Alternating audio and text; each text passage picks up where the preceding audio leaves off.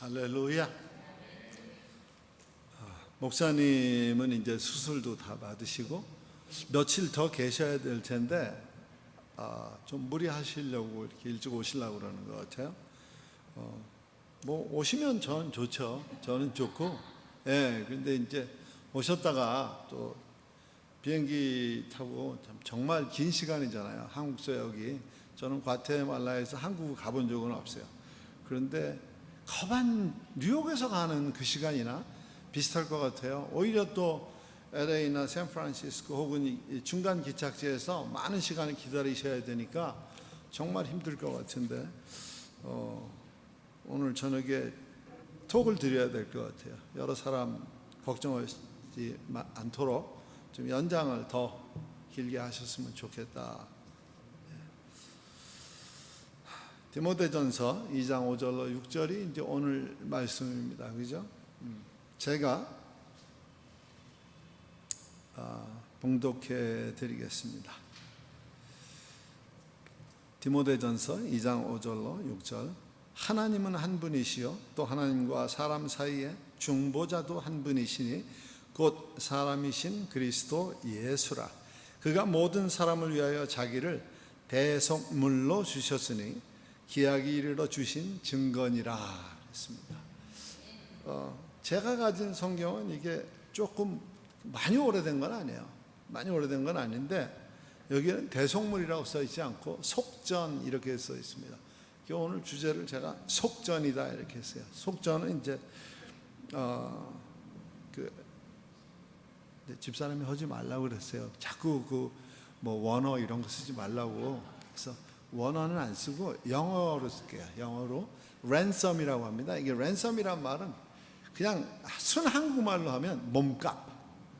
마치 이렇게 납치범들이 누구를 납치해 갔을 때 그때 이제 흥정하려고 이게 돈의 액수를 불러대는 거, 그거를 랜섬이다 이렇게 얘기합니다.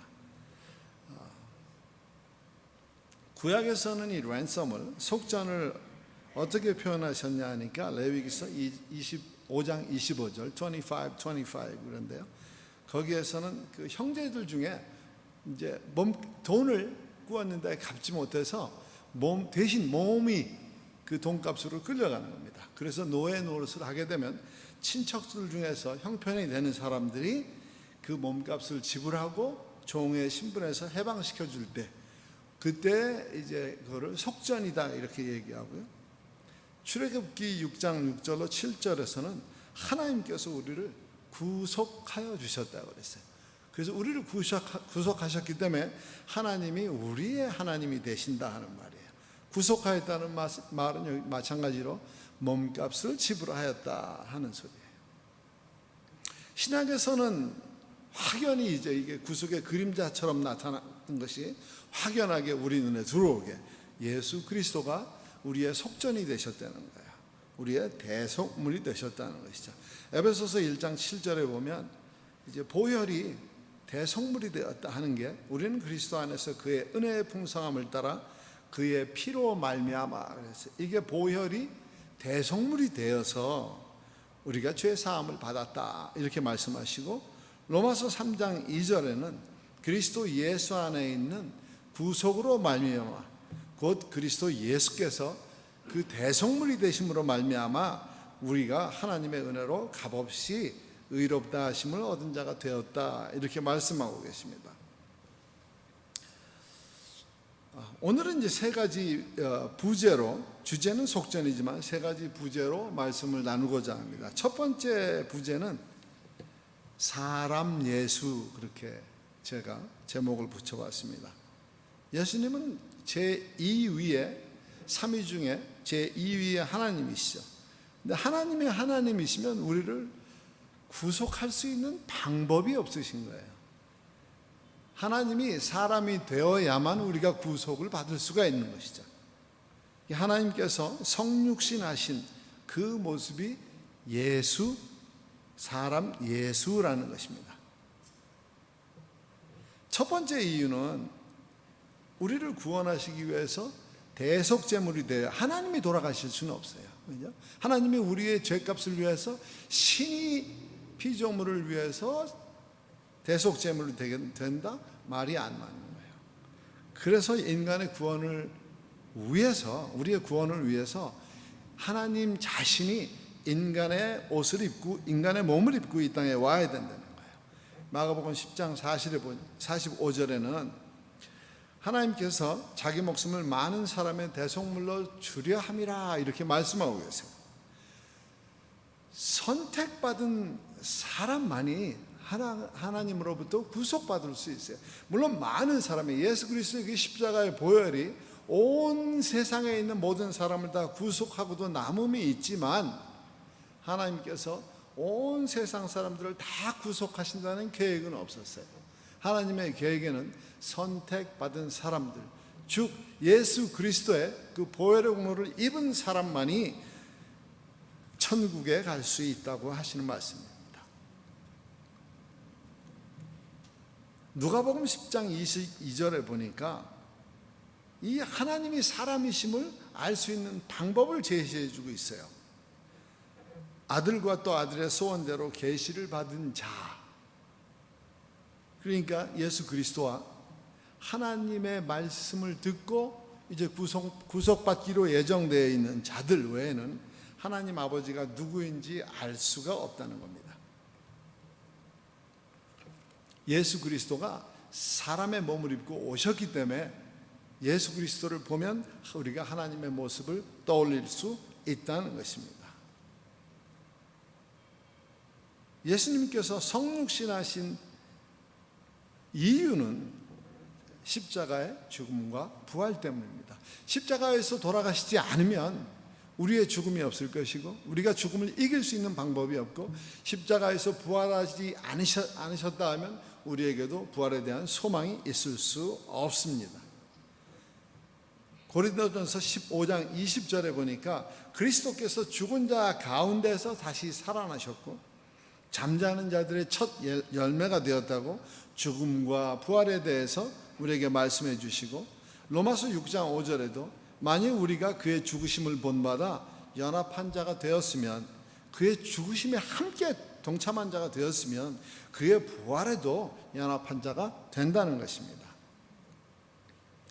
두 번째로는 예수 그리스도가 대성물이 되어야 하는 그 이유를 저희들이 찾을 수 있겠는데요. 속전으로 주신 예수, 즉 대성물로 주신 예수님이라는 것입니다.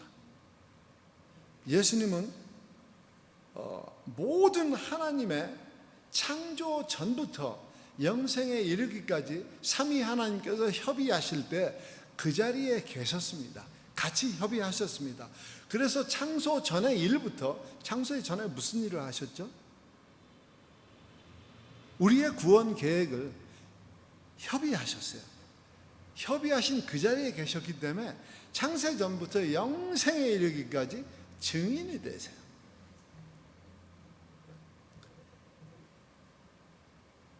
세 가지에 대해서 우리가 증인의 사실을 알 수 있으면 첫째로는 자신의 죽음에 대한 증인이 되시는 겁니다. 스스로 하나님께서 누가복음 22장 42절에 보니까 이제 겟세마네 동산에서 땀이 피가 되는 것 같이 그런 기도를 하십니다.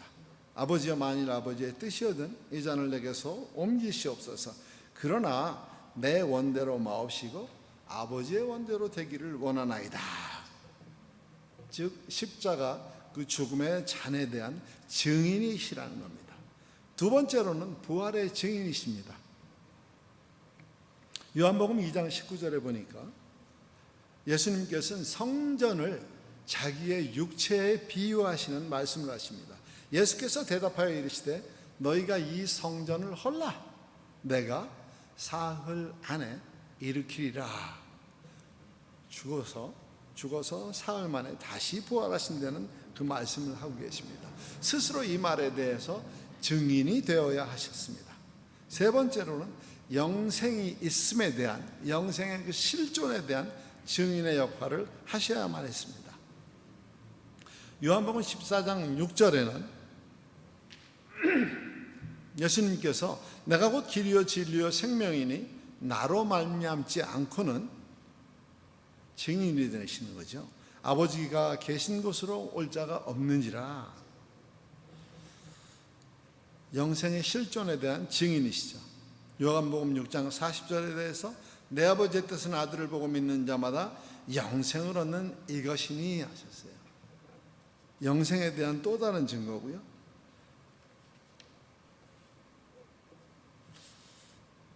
요한복음 6장 54절에 보니까 내 살을 먹고 내 피를 마시는 자는 영생을 소유하였다 했습니다. 요한복음 5장 39절로 40절에는 너희가 이 성경에서 영생을 얻는 줄 생각하고 성경을 상고하거니와 이 성경이 곧 내게 대하여 증거하는 것이다 그랬어요. 하나님의 말씀이 예수님 자신이잖아요. 요한복음 1장에 보니까 하나님께서 성육신하신 모습으로 오신 것이 예수님인데 성경이 예수님에 대해서 증거하신다 했었어요. 무슨 증거냐 하면 영생의 실존에 대해서. 두 번째로는 속전이 필요한 사람들이에요. 대속물이 필요한 사람들. 누가 대속물이 필요하니까 첫 번째로 보여주는 게 우리가 창세기에서 나타납니다. 창세기 3장 22절로 24절에 보니까 이 인류의 대표라고 하는 아담과 하와가 하나님께서 에덴 동산이라고 그러는 영원히 거할 수 있는 낙원을 만들어 주셨어요. 우리가 세 단어로 영락원이다 이렇게 말할 수 있는데 그 영락원을 이분들이 신락원으로 만들어 놨습니다. 죄를 범하셨어요. 죄를 범하시고 그 죄진 몸으로 영생을 얻을 수 있는 그 과실을 다 먹게 되면 죽지 않고 영원히 죄성을 가지고 살아갈 수밖에 없는 거예요. 그러니까 하나님께서 어떻게 하셔야 돼요? 그분들을 영락원, 영원한 에덴 동산에서 쫓아내고 죽음을 맛보게 하셔야, 죽음을 맛봐야 죄의 값이 갚아지는데 그들의 죽음으로 인해서 아들을 우리와의 관계 회복을 위해서 하나님께서 십자가에 돌아가시게 하였다는 겁니다. 우리는 그 아담과 하와가 인류의 대표이기 때문에 우리는 자연히 그분의 후예가 되겠죠. 우리가 또 보혈이 필요하다는 겁니다. 인류에 대한 하나님의 최고의 사랑, 그런 말은 우리가 잘 안 하는 것 같아요. 부인에게도 내가 죽음으로 당신을, 자녀에게도 내가 죽음으로 너희들을. 그러나 하나님은 스스로 십자가에 달리심으로 인해서 우리에게 최고의 사랑을 보여주셨습니다. 보혈이 또 어떤 사람들이 필요한가? 십자가의 예수를 개인의 구주로 받아들이는 사람들은 당연히 이 대속물이 필요하겠죠. 요한복음 3장 16절에는 하나님이 세상을 다 같이 할까요? 제가 혼자 할까요? 하나님이 세상을 이처럼 사랑하사 독생자를 주셨으니 누구든지 저를 믿는 자마다 영생을 주심이라.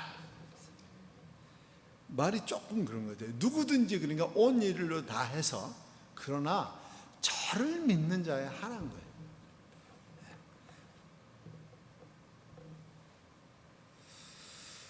이처럼 하나님의 인류 구원 계획의 가장 중심에는 예수님의 십자가가 있다는 것입니다. 제가 이제 아버님이라고 부르시는 우리 윤종호 목사님께서 책을 참 많이 쓰셨어요. 그 중에 제가 가장 좋아하는 책 제목이 보혈을 지나 아버지 품으로 하는 책이에요. 너무 제목이 너무 좋은 거예요. 그 제목은 이제 목사님의 사모님께서 제목을 지으셨어요. 그리고 그 책을 이제 발간을 하셨는데 책이 많이 팔리지는 않으니까 이제 책을 만들려면 돈이 많이 들어가는데, 원체 목회도 오래 하시고 또 한국에서 신학교에서 가르치기도 하셨고 하기 때문에 제자가 많고, 제자 중에 이제 또 출판사 하시는 분이 있었는지 그분이 책을 내주셨어요. 그 책을 제가 이제 선물로 받았습니다. 받았는데 그 책을 쭉 읽으면서 한 가지 에피소드가 나오는데, 제가 그 에피소드를 읽으면서 이게 오늘 말씀은 어쩌면 우리에게 가장 맞는 말씀이 아닐까 그랬습니다. 거긴 두 사람을 소개하는 장면이 나와요. 두 사람이 대학 동기인데 한 사람은 판사고 한 사람은 사업가입니다. 그래서 한 사람은 아주 두 사람이 다 승승장구해서 사업가는 막 정말 누가 보아도 성공했다는 소리를 들을 만큼 사업을 잘 했고요. 한 분은 자기의 직분을 충실히 잘 감당해서 판사로서 아주 정의롭고 용기 있는 참 멋있는 판사로 그렇게 지내고 있는데 어느 날 이 사업가들이 좀 실수하는 게 이제 조금 이렇게 성공했다 할 무렵에는 이분들이 투기를 하십니다. 그래서 처음에는 여유 돈으로 주식을 사고 이렇게 하죠. 조금 흔들려도 여유 돈이니까. 근데 조금씩 돈이 돈을 물고 들어가게 되면 이제 회사 돈도 조금 썼다가 표시 안 나게 또 이렇게 회계를 적당히 하고 그러다 공금 횡령을 크게 하는 거예요.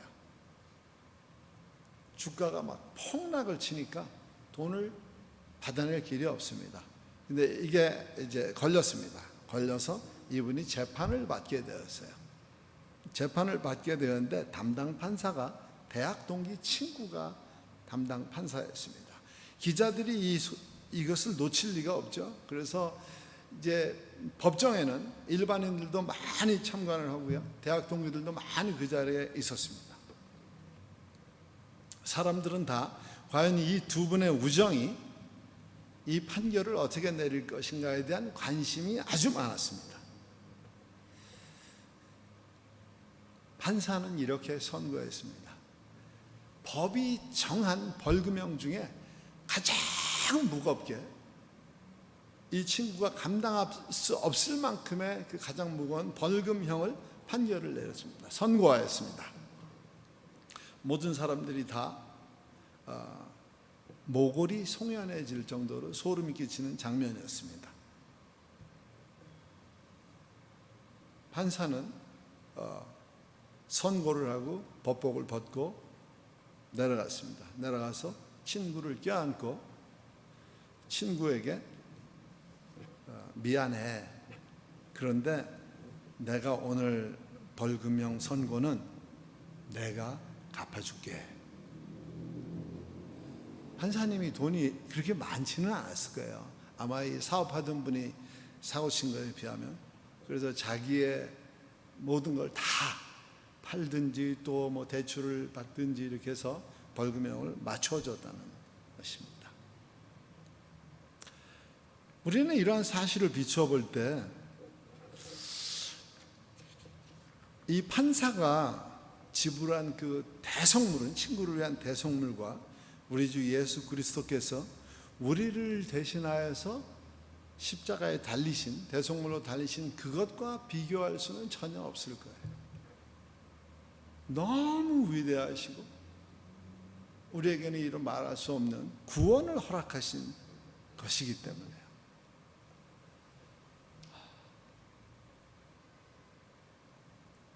이제 말을 맺겠습니다.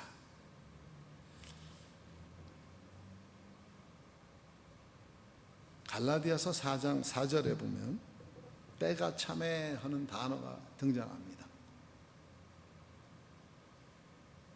우리가 하나님의 아들의 명분을 가질 수 있게 되는 것은 때가 참에 하나님이 그 아들을 보내사 여자에게서 나게 하시고 율법 아래에 나게 하신 것은 율법 아래에 있는 자들을 속량하시고, 우리가 율법 위에 있을 수는 없잖아요. 하나님이 율법을 정해놓으시고 우리가 그 율법의 저촉을 받아야 되는 사람들인데 율법 위에 있으면 우리가 창조주지 피조물은 아니잖아요. 예수 그리스도가 우리와 같이 몸을 입고 이 땅에 오시면 우리로 그분도 율법의 저촉을 받게 하시고 우리가 그 율법 아래에 있는 것을 같이 체유할 수 있도록 하나님께서 예수 그리스도를 육체를 입고 오게 하셨습니다. 마태복음 20장 28절에는 인자가 온 것은 섬김을 받으려 함이 아니라 도리어 섬기려 하고 자기 목숨을 많은 사람의 대속물로 주려 함이라. 이렇게 말씀하셨어요. 로마서 5장 8절에는 우리가 아직 죄인 되었을 때 그리스도께서 우리를 위하여 죽으심으로 하나님께서 우리에 대한 자기의 사랑을 확증하셨느니라 이렇게 말씀하세요. 세 구절의 공통점은 때가 찼어요. 그때는 우리의 때가 찬 걸까요? 하나님의 때가 찬 걸까요? 제가 여쭙는 겁니다. 근데 이렇게 뭐라고 말씀을 하시는데 여기까지는 안 들리네요. 분명하게 하나님의 때가 찼어요. 그죠? 하나님의 때가 찼는데 너무 궁금했어요. 이 때가 참이라는 단어에 대해서 너무 궁금해가지고 오늘은 좀 찾아봤습니다. 이제 헬라어 성경에 들어가서 헬라어 성경에서 그 단어를 찾고 그 단어를 찾으면서 그 단어가 주는 그 뜻들이 있어요. 여기서 때를 보니까 크로노스라고 써 있어요. 시간은 하나님 우리에게 주어진 시간은 두 가지의 시간이 있다고 그랬잖아요. 카이로스의 시간과 크로노스의 시간. 그럼 카이로스의 시간은 하나님의 경륜에 따른 시간들이고 크로노스의 시간은 연대기적 시간인 거예요. 마치 오늘날 우리가 사용하는 달력에 표기된 대로 나아가는 그 시간이에요. 하나님의 때가 참은 하나님의 시간인 줄 알았어요. 저는 당연히 카이로스로 표기 될 줄 알았는데 크로노스로 나왔어요. 우리에게 그것도 맞춰주신 거더라. 하나님께서. 하나님의 때가 차서 우리를 그 때에 맞추려고 그러면 얼마나 우리가 힘들어 하겠어요. 하나님이 그 때를 우리에게 맞춰주셨어요. 영어 사전에 보니까 When the fullness of the time came 그랬어요. 이제 완전히 꽉 차서 더 넘어갈 수 없을 때가 되었어요. 이때 그리스도를 주셨다는 것이죠. 때가 참에 그리스도 예수님의 대속물 되심으로 인해서 우리는 영생을 소유하게 되었고요. 영생을 소유하게 된 우리들이 행할 바는 무엇인가 하는 것입니다. 무엇을 행해야 되나? 이미 영생을 소유한 우리가. 이 사도 바울께서 오늘 저희들이 읽지는 않았어요. 근데 디모데전서 2장 1절에 보니까 4가지 기도 방법을 제시하시고요. 또 7절에 보면 사도 바울께서 우리에게 당신이 이방인의 스승이 되었다 이렇게 말씀을 하고 계세요. 4가지 기도는 이 기도를 보고 제가 이것도 또 궁금하잖아요. 궁금하면 잘 못 참아요. 그래서 또 찾아봤어요. 찾아보니까 이제 헬라의 원어에 이 단어들에 대한 뜻들이 쭉 나왔어요. 이 헬라 원어를 헬라 성경을 들어가서 인터넷에 그 단어들을 치면 그 밑에 영어로다가 이렇게 나오고 한쪽에는 이게 남성인가 여성인가 또 자동사인가 타동사인가 하는 또 어떤 목적으로 사용했다는 게 굉장히 자세하게 나와요. 헬라어가 쉽지는 않아요. 엄청 어려워요. 저는 에스파뇰이 어렵다고 생각했는데 에스파뇰은 또 거기에 비하면 상당히 저희들이 친숙할 수 있는 말인 것 같아요. 디모데전서 2장 1절하고 사도행전 1장 8절이 연관이 있는 것 같았어요. 저는 오늘 이제 말씀을 마지막 정리를 이렇게 쭉 하면서 이게 무슨 연관이 있지 그랬어요. 그랬더니 디모데전서 2장 1절에는 기도가 4가지로 나오는데 첫 번째가 간구가 나오죠. 간구, 기도, 도고, 감사 이렇게 나와요. 그래서 이거를 그러면 사도행전 1장 8절과 연관성을 어떻게 있게 되나 보니까 간구는 일단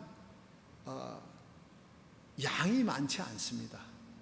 이건 아주 정말 꼭 드려야만 되는 정말 간절히 구하는 것, 그래서 간구라고 해요. 간절히 구하기 때문에.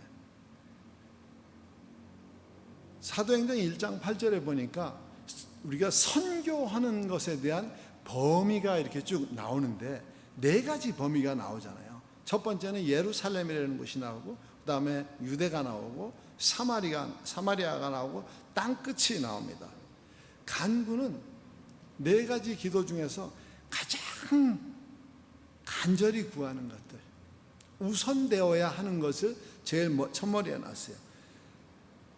사도행전 1장 8절에는 첫 번째로 전도해야 되는 것들이 가장 가까운 곳이 예루살렘, 그 안에서 가장 가까운 곳이. 기도는 늘 드려야 되는 거예요. 늘 하나님과 교제하듯이 드려야 되는 것을 기도라고 하는데, 유대 땅이 그런 것 같아요. 조금 한 발 더 바깥으로 나아가서 도고라는 말이 참 어렵더라고요. 이제 기도할 때 도자하고 고할 때 고자 써서 도고라고 하는데, 영어로는 이것을 intercession이라고 얘기해요. 그리고 intercession이 무슨 뜻인가 하면 중재하다, 누구와 누구 사이를 중재하다. 흔히 우리가 이제 중보기도라고 하는 중보적 기도라고 사실 말을 해야 되는데, 중보적 기도에 해당되는 부분이 도고입니다. 이거는 조금 더 넓어져요. 기도의 폭이 간구나 기도보다는 이 도고라는 그 기도의 폭이 조금 더 바깥으로 나아가는 거예요. 그러면 사마리아 땅은 유대 땅을 벗어나서 조금 더 넓게 나가죠. 그리고 마지막으로 기도해야 될 것들이 감사라고 그랬어요. 기도의 제목을. 감사는 정말 넓게 나가죠. 보이지 않는 곳에서도 우리가 기도해야 될 수 있고, 가령 여기 우리가 서 있는 곳에서 완전 반대쪽 대한민국 땅에 목사님이 거기 가서 갑자기 배가 아파서 또 이렇게 수술하게 된, 여기서 그 일이 났었으면 아마 많이 어렵지 않았겠나.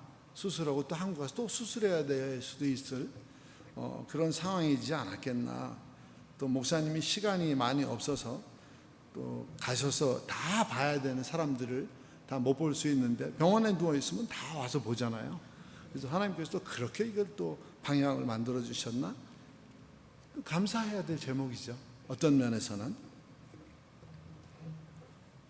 사도행전 1장 8절에 제일 마지막에 나오는 것이 땅끝까지 전도하라는 것이거든요. 감사와 같이 그렇게 넓게, 방향 설정을 아주 넓게. 또 어떤 이제 신학을 깊이 연구하신 분들이 아마 이 설교를 들으면 그게 아닌데 이렇게 말할 수도 있는데, 저는 그분들처럼 이렇게 많이 한 것은 아니기 때문에 조금 이해해 주시기 바랍니다. 그리고 7절에는 이제 사도 바울께서 이방의 스승이 되었다 하시면, 우리에게도 이방인의 스승이 되어라. 이방인의 스승이 되기 위해서는 먼저 저들과 같은 문화를 공유할 수 있어야 되고, 저들이 사용하는 언어도 공유해야 되겠고요, 관습도 공유해야 되겠고, 그리고 내 사람을 만드는 것이죠.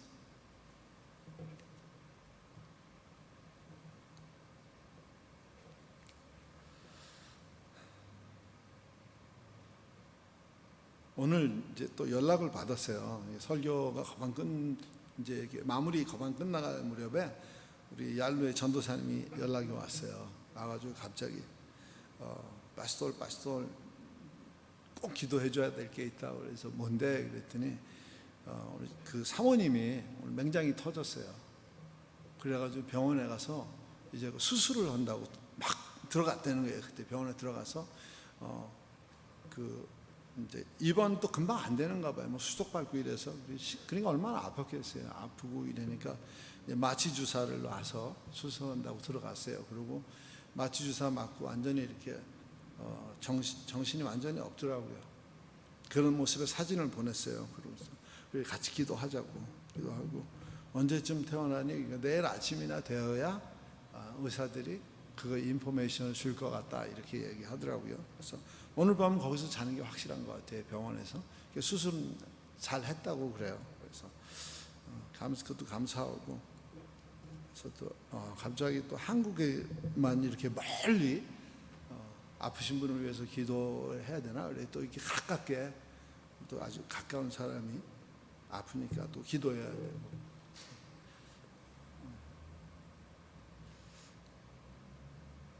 오죽 우리도 전도사님이 생각을 많이 한 것 같아요. 저희를 아마 일본어로 전화하신 것 같아요. 저한테 너무 감사하더라고요. 그냥 이방인의 스승이 되기보다는 이방인의 친밀한 친구가 되었으면 더 좋겠다는 제 마음입니다. 기도하겠습니다.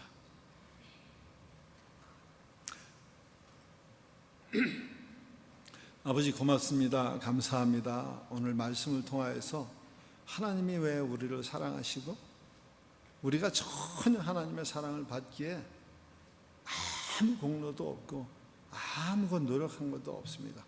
하나님께서는 창세 전에 이미 우리를 택하시고 우리를 구원하시기로 그 구원 계획을 세워놓으시고 삼위가 협의하실 때 예수 그리스도께서 그 모든 사역의 증인이 되사 우리의 약함을 미리 채울하시고 우리로 하여 우리가 닥칠 그 모든 앞으로의 난관과 역경들을 다 이길 수 있도록 우리의 약함을 미리 채울하신 그 은혜에 감사를 드립니다. 아버지, 우리는 연약합니다. 그래서 자꾸 넘어질 수밖에 없고 우리는 부족합니다. 그래서 주가 주시는 그 말씀의 뜻도 헤아리기 어렵습니다. 미련하고 약한 사람들, 부족한 사람들, 하나님께서 우리를 불러 내 아들이라고 내 딸이라고 칭해 주신 그 놀라운 은혜, 부족함이 없도록 살아가기에 하나님이 큰 은혜 부어주실 것을 소망합니다. 여기에 평강교회를 세워주시고 참 오래전에 세워주시고 하나님께서 이 교회를 정말 사랑하사 믿음의 구루터기들을 남겨놓으시고 아버지 하나님, 세상이 감당 못할 정말 그 많은 세파들을 우리 믿음의 선진들로 통해서 교회가 이겨나갈 수 있도록 큰 은혜 베풀어 주신 것 실로 감사합니다. 아버지, 우리가 광야 같은 세월을 지나왔고 이제 가나안 입성을 눈앞에 둔 이스라엘 백성들과 같이 아버지 하나님, 우리 최 목사님과 나사님을 통하여서 온 성도들이 주 앞에 한 마음 한 뜻으로 아버지 땅끝이라고 하는 이 과테말라 시리와 이 과테말라 끝까지 하나님의 말씀이 증거되는데 가장 앞서 나갈 수 있는 교회가 되도록 또 우리 공동체 식구들이 되도록 큰 은혜를 허락해 주시옵소서. 주께서 그런 은혜를 평강교회와 우리 사랑하는 성도님들에게 부어주실 것을 믿고 감사하오며 예수님의 이름으로 기도합니다. 하늘에 계시는 우리 아버지여, 이름이 거룩히 여김을 받으시오며 나라가 임하옵시며 뜻이 하늘에서 이루어진 것 같이 땅에서도 이루어지이다. 오늘날 우리에게 일용할 양식을 주시옵고 우리가 우리에게 죄 지은 자를 사하여 준 것 같이 우리 죄를 사하여 주시옵고 우리를 시험에 들게 하지 마시옵고 다만 악에서 구하옵소서. 대개 나라와 권세와 영광이 아버지께 영원히 있사옵나이다. 아멘.